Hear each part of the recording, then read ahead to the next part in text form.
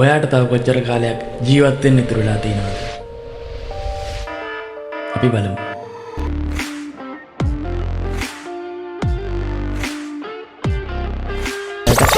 මේ class කොට්ටුවෙන් rice එකෙන් calorie 600ක් 700ක් එනවා. බොන බියර් එකකින් කැලරි ඔයාලට දැනගන්න පුළුවන් කොච්චර කැලරි ගොඩක්යි කියන්නේ නැහැ. මොකද ඒ ක්ෂණික ආහාර සහ මේ දෙත් එක්ක මට ලොකු තර්ජනයක් එන්නත් පුළුවන් ඉස්සරහට. සාමාන්‍ය ශ්‍රී ලාංකේය පුරවැසියෙක් විදියට උදේ පාන්දර නැගිටලා අපි ප්ලේන් ටිකකුත් හදාගෙන ඒකට අපි සීනි හැඳි 1යි සීනි හැඳි 2යි සීනි හැඳි 3කුත් දාගෙන උදේ පාන්දර මේ ප්ලේන් ටික ගහන ගම ඒකත් එක්ක අපි කනවා මෙන්න මේ පුංචි බිස්කට් පැකට් එක. අපි මේ ප්ලේන් ටික බිස්කට් පැකට් එකයි කන එකෙන් උදේට අපේ ඇඟට එනවා කැලරීස් 230කට ආසන්න ප්‍රමාණයක්. සාමාන්‍යයෙන් තේ එක කැලරි 100ක් තියෙනවා. බිස්කට් එකේ කැලරි 130ක් තියෙනවා. එතකොට උදේ පාන්දර ඇඟට කැලරි 230ක් දාගෙන තමයි අපි වැඩේ පටන් ගන්න. සාමාන්‍යයෙන් උදේ පාන්දර අපි තේ එක බීලා ඊට පස්සේ මූණකට හොදගෙන දතකට හොදගෙන උදේ පාන්දර කෑම එක්කනා අපි කන්නේ ලේසියර මොනවද? පාන් ගෙඩියක කැලරි 500ක් තියෙනවා. හරිද? ඊට පස්සේ ටික ඔක්කොම කරගෙන අපි යනවා ඔෆිස් එකට හරි නැත්නම් ඉස්කෝලේ ළමයි ඉස්කෝලේ යනවා නැත්නම් එදිනෙදා වැඩවලට යනවා නැත්නම් ගෙදර ඉන්න කට්ටිය ඕම ඉන්නවා. ඊට පස්සේ 10 මාට විතර අපිට එනවා අපි ලංකාවේ අපිට තේ බොන්න ඕනේ අපිට එනවා තේ බඩගින්න. ඒකත් එක්ක මොනවද කරන්නේ? පොඩියට තේ එකක් අපි ආයෙත් පාරක් මේ වගේ තේ එකක් ගහනවා නිකන් නෙමේ සීනි ඇඳි 3ක් දාගෙන මේ වගේ තේ එකක් හදාගෙන ඒකට අපි එකතු කර ගන්නවා මොනවද? මෙන්න මේ වගේ කඩ්ලට් එකක් නැත්නම් වඩේ එකක්. හරිද? ඒකෙන් අපේ ඇඟට එනවා කැලරිස් 250කට ආසන්න ප්‍රමාණයක්. කඩ්ලට් එක වඩේ එක සාමාන්‍යයෙන් කැලරි 100ක් 150ක් අතර තියෙනවා. තේ එකක 100ක් වගේ තියෙනවා කැලරිස්. එතකොට ආයෙත් එතනත් කැලරි 250ක් අපේ ඇඟට එනවා. ඊට පස්සේ ඔය ටික කොහොම වෙලා අපිට දවල්ට හොඳට සුපිරි බඩගින්නක් එනවා. එතකොට අපි දවල්ට කනවා බත් එකක්. සාමාන්‍යයෙන් ශ්‍රී ලංකාවේ අපි මස් මාළු මොනවත් එක්ක හරි එළවලුවක් එක්ක එළවලු ජාත් දෙක තුනක් එක්ක සම්බෝලයක් පපඩම් එක්ක මේ සාමාන්‍ය පවුලක කන කෑම වේලක් විතර අපි මේක කනවා. මේ කෑම එකේ අපිට කැලරි සාමාන්‍යයෙන් ඇඟට කැලරි 600ක් විතර වැටෙනවා. ඊට පස්සේ අපි හවස් වෙලත් මොකද කරන්නේ? ආයිත් පාරක් මේ වගේ පුංචි ටී ටයිම් එකට ආයිත් සීනි ඇඳි 3ක් දාලා මේ වගේ තේ එකක් එක්ක බිස්කට් එකක් හරි නැත්නම් අපි කලින් පෙන්නුවා කඩ්ලට් එකක් හරි වඩයක් හරි කනවා. එතනත් අපිට ආයිත් කැලරි 250ක් අපේ ඇඟට දෙයියන්ගේ පිටින් කියලා එනවා. ඔක්කොම ටික වෙලා හොඳම එක තමයි දැන් ඔක්කොම ටික වැඩ ටික ඉවරයි. හවස පොඩ්ඩක් රෙස්ට් එකකටත් එක්ක අද උයන්නත් බෑ අද පිටින් කනවා. හැමදාම ගෙදර කෑම කන්න බෑ කියලා මොනවද? අපි කියනවා රයිස් එකක් කඩේට ගිහින්. රයිස් එකක් ගෙනල්ලා මෙන්න මේ රයිස් එකේ තියෙන ඔක්කොම බත් ටික කාලා එළවලු ටිකයි චිකන් ටිකයි ඔක්කොම රසයට කාලා හොඳට මොකද කරන්නේ? මොකුත් කරන්නේ නැහැ එහෙම නිදා ගන්නවා. ඔය කෑම එකෙන් අපේ ඇඟට සාමාන්‍යයෙන් කැලරි 600ක් විතර එනවා. දැන් මම ඔය කිව්ව කෑම ටිකත් එක්ක ඒක නිකන් නෙමෙයිනේ. ඒකත් එක්ක අපි මේ පොඩි කෝක් එකක් හරි ඊජීප් එකක් හරි ඊජීප් වෙනතු කෑම නෑ වගේ මේ කෝක් එකක් අපි බොනවා. ඒතර දෙයියන්ගේ පිටින් උදේ ඉඳන් රැ වෙනකම් අපේ ඇඟට පුතේ කැලරි 2480ක් විතර වැඩිලා තියෙනවා. 2500කට ආසන්න ප්‍රමාණයක් අපේ ඇඟට වැඩිලා තියෙනවා. මේ අපි දැන් කැලරිස් වල දිට වටිනාකම තමයි අපි කැලරි කියන්නේ අපිට එදිනෙදා වැඩකට තුරික් කරන්න ජීවත් වෙන්න ශක්තියක් විදියට තමයි ඉන්ධනයක් විදියට තමයි මේ කැලරි කියන එක අපිට භාවිතා වෙන්නේ. අපි කන සියලුම කෑමකින් සහ අපි බොන දේවල් වලින් අපි කරන ක්‍රියාවලින් කැලරි ඇඟට එනවා. කැලරි අපේ ඇඟෙන් එළියට යනවා. ඔක තමයි විද්‍යාත්මක පැහැදිලි කිරීම. එතකොට ආසියානු පුරවැසියෙක්ට ශ්‍රී ලංකන් people කියන්නේ ශ්‍රී ලංකා ජාතිකයෙක්ට සාමාන්‍යයෙන් රෙකමන්ඩ් කරලා තියෙන්නේ කැලරි 2030කට ආසන්න ප්‍රමාණයක් තමයි 2030ක් 2100ක් අතර ප්‍රමාණයක් තමයි පිරිමි සහ කාන්තාවගේ ඇවරේජ් එක මැද්දේ ඕන වෙන්නේ. ඒතර කාන්තාවන්ට මේක අඩු වෙනවා පිරිමියට මේක වැඩි වෙනවා. ඒත් 2100 2030 අතර ප්‍රමාණයක් තමයි කැලරි ඕන කියලා කියන්නේ ශ්‍රී ලංකාවේ පුද්ගලයෙක්ට. සාමාන්‍ය පුද්ගලයෙක්ට මම මේ කියන්නේ. ඒකත් එක්ක දැන් අපි එතකොට කැලරි 400ක් වැඩිපුර අපේ ඇඟට ගන්නවා දවස ගන්න. එතකොට 2480ක් 2500ක් කියමුකෝ 2500ක් කැලරි අපි මේ කිව්ව කැමරා රටාවත් එක්ක උදේ පාන්දර නැගිටලා රෑ නිදා ගන්නකම් කැලරි 2500ක ප්‍රමාණයක් අපි ඇඟට දා ගන්නවා. එතකොට අපි දවසේ සාමාන්‍යයෙන් අපිට වැඩ කරන්න අපිට ඕන වෙනවා කැලරි 1700ක් වගේ ප්‍රමාණයක් අපිට ඕන වෙනවා. 1700ක් 2000ක අතර ප්‍රමාණයක් අපිට ඕන වෙනවා. එතකොට අපේ වැඩිපුර කැලරි 400ක් අපේ ඇඟේ දෛනිකව මේ කිව්ව කැම ටික විතරක් ගත්තොත් එම අපේ ඇඟේ එකතු වෙනවා. ඊට අමතරව අපේ ඉතින් කොල්ලෝනේ ඉන්නේ ලංකා ජනගහනය අපේ කීයක් ඉන්නවද? මිලියන 22ක්. ඒ කියන්නේ 21.8කට ආසන්න වෙන ජනගහනයක් ලංකාවේ ඉන්නවා. ඒකෙන් ඇඩල්ට් පොපියුලේෂන් ඒ කියන්නේ අවුරුදු 15ට වැඩි ප්‍රතිශතයේ ඉන්න අපේ 16.3ක් මිලියන. 75ක් ඒ කියන්නේ අවුරුදු 15ට වැඩි කට්ටිය තමයි 75ක් ඉන්නේ. ඒ ප්‍රමාණය මිලියන 16.3. ඒකෙන් පහෙන් එක්කෙනෙක් විතර හැම 5 දෙනෙක්ගෙන් එක්කෙනෙක්ගෙන්ම අනිවාර්යෙන් බියර් එකක් හරි බොන කට්ටිය තමයි ඉන්නේ. මේ දත්තත් එක්ක අපි කතා කරන්නේ. අපි නිකම් බලමු මේ බියර් එකත් සාමාන්‍යයෙන් ඔයාලා බොන මිලිලිටර් 500 මිලි 750 එකත් කැලරි 200කට ආසන්න ප්‍රමාණයක් ඇඟට ඇතුළත් වෙනවා. එතකොට පුතේ අතන මේ නෝමල් මේ අපි කන කෑම වෙලත් එක්ක මේ ලංකාවේ පුරවැසියෙක් සාමාන්‍ය පුරවැසියෙක් කන කෑමත් එක්ක අතනින් 2500යි රැට බියර් එකකුත් මාක් කරන්ගේ මාංශයට ගවොත් 2700යි. එතකොට අපි රෙකමන්ඩ් කරන්න 2100යි. හරිද සාමාන්‍ය පුද්ගලයාට. ඒතර කැලරි 600ක් වැඩිපුර අපේ ඇඟට ගිහිල්ලා තියෙනවා. දැන් මං කියන්නම් ඇයි මේක වැදගත් වෙන්නේ කියලා. ශ්‍රී ලංකාවේ ජනගහනය මිලියන 21.8යි. ඒකෙන් බෝ නොවන රෝග ඒ කියන්නේ සාමාන්‍යයෙන් දවසකට පුද්ගලයෝ 400ත් 600ක් අතර ප්‍රමාණයක් දවසට මැරෙනවා. කොහොමත් ඉපදෙන සංඛ්‍යාවත් එක්ක මිලියන් ප්‍රමාණයක් දෛනිකව වෙනවා ඒක. හරිද? ඒකෙන් බෝ නොවන රෝග ඒ කියන්නේ දියවැඩියාව, පිළිකා සහ ප්‍රෙෂර් කියන ප්‍රධාන රෝග තව තියෙනවා. ඒ කියන ඒවල් එක්ක සෑම ශ්‍රී ලංකාවේ ජාතිකයන් 3 දෙනෙක්ගෙන් එක්කෙනෙක්ටම මේ බෝ නොවන රෝග එකක් තියෙනවා. අනිවාර්යෙන්. ඒ කියන්නේ අපි මේ වීඩියෝ එක බලන ඔයා ඇතුළුව 3 දෙනෙක්ගෙන් එක්කෙනෙක්ට මේ බෝ නොවන රෝගයක් තියෙනවා. ඒකෙන් දියවැඩියාව කියන රෝගය ශ්‍රී ලංකා ජනගහනයෙන් සියලුම පුද්ගලයෝ 4 දෙනෙක්ගෙන් එක්කෙනෙක්ට අනිවාර්යෙන් දියවැඩිය රෝගයක් අන්තර්ගත වෙනවා. ඒ කියන්නේ ඔයා හා ඔයා වටේ ඉන්න අය අනිවාර්යෙන් මේ රෝග ලක්ෂණ වලට 4 දෙනෙක්ගෙන් එක්කෙනෙක් ගත්තොත් එම මේ රෝගේ බෝ වීම හැකියාවක් තියෙනවා. බෝ වීම කියන්නේ අපිට හැදෙන්න හැකියාවක්.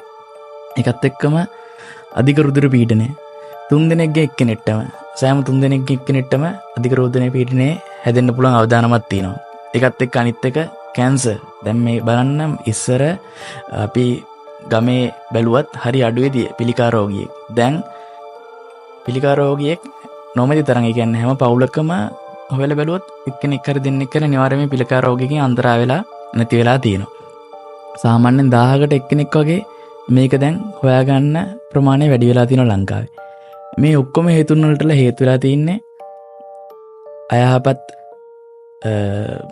කෘෂිකාර්මික රටත් මේකට බලපාන. ඊට වඩා ආහාර රටාව ඒ වගේම අපේ දෛනික දිනචර්යාව සහ අපේ කම්මැලිකම තමයි මූලික වශයෙන් මේකට බලපාලා තියෙන්නේ.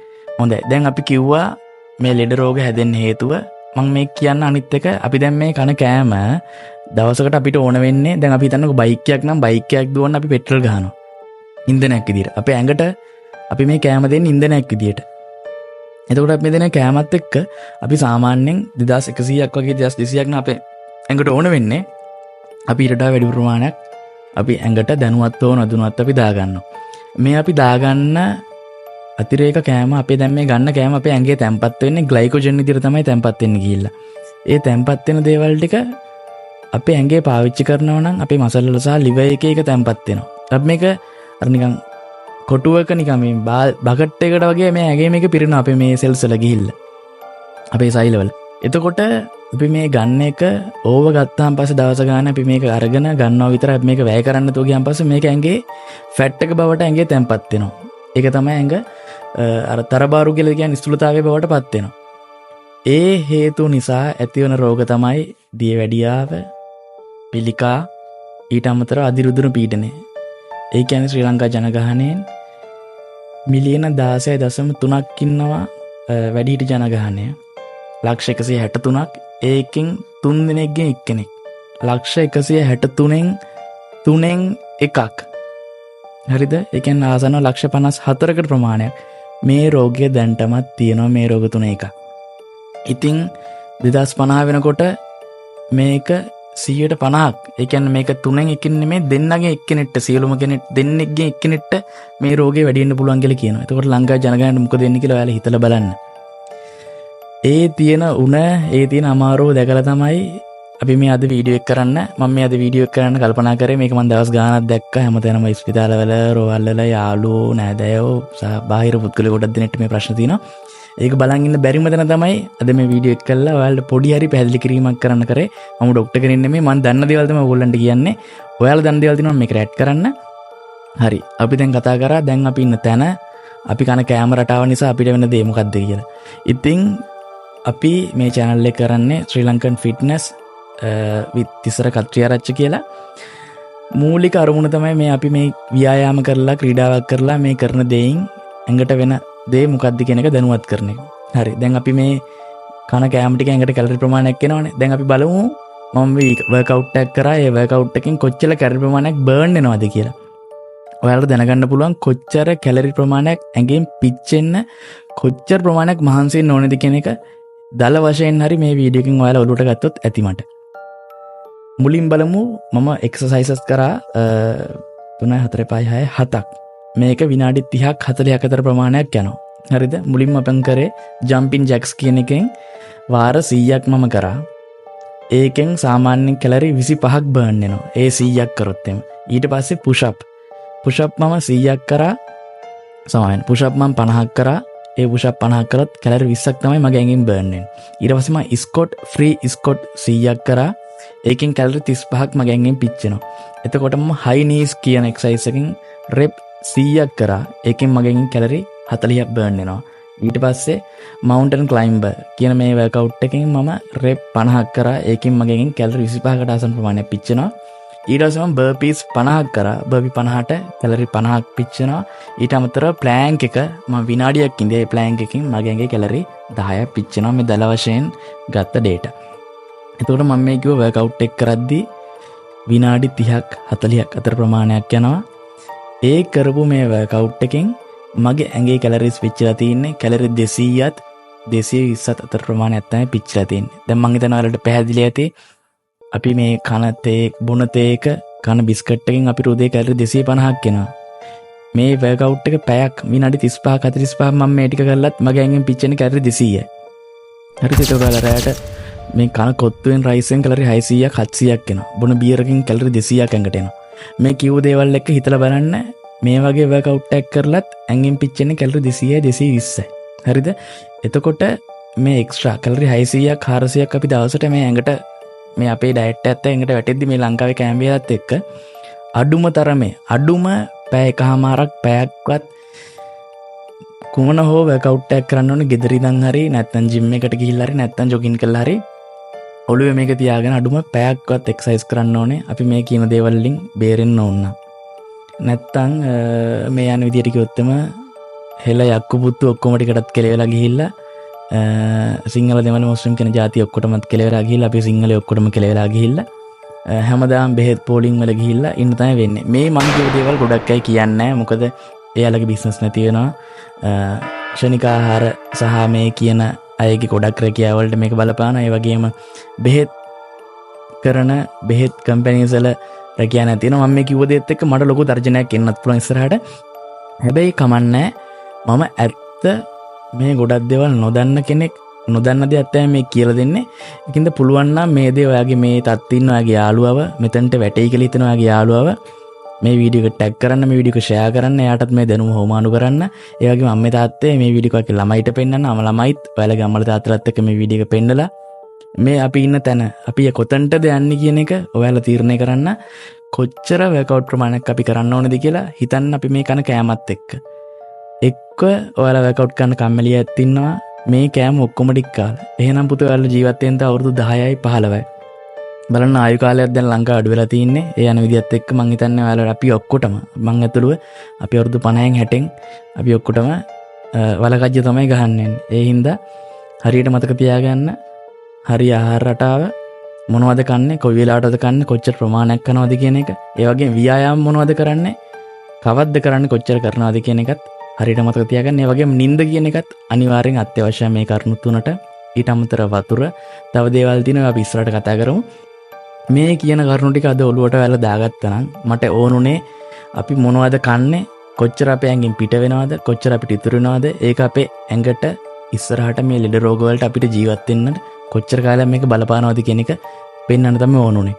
අපි හැමෝම හැමදේම කරන්නේ ටික කාලයක් වැඩිපුර ජීවත් වෙන්න. ඒකින්ද ක්ෂණික ආහාර වේලක් දෙකක් කෑවට කමන්නේ. කෑවත් ඒකත් එක්කම දෛනික දිනචර්යාවට ඇතුළත් කරගන්න.